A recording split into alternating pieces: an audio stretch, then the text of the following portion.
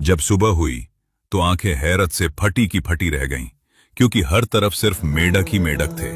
घरों में, बर्तनों में, खाने में, यहां तक कि फिरौन के महल और उसके तख्त पर भी मेढक छा गए थे।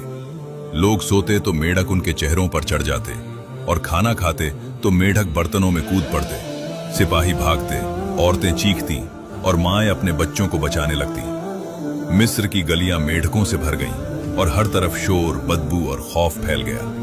आखिरकार फिरौन की बर्दाश्त टूट गई और वो चीख उठा कि मूसा को बुलाओ, फौरन मूसा को बुलाओ। हजरत मूसा अलैहिस्सलाम आए तो फिरौन ने आजिज़ी जाहिर करते हुए कहा, ए मूसा, अपने रब से दुआ करो कि ये मेढक हमसे हटा दे, मैं तुम्हें और तुम्हारे रब को मान लूंगा। हजरत मूसा अलैहिस्सलाम ने अल्लाह से दुआ की तो अल्लाह ने अपनी रहमत से वो अजाब उठा लिया और कुछ दिनों में मेढक खत्म हो गए। मिस्र में फिर से वक्ती सुकून आ गया। लेकिन जैसे ही अजाब हटा, फिरौन हंसने लगा और गुरूर से बोला कि देखा, ये सब जादू था, मैं किसी खुदा को नहीं मानता।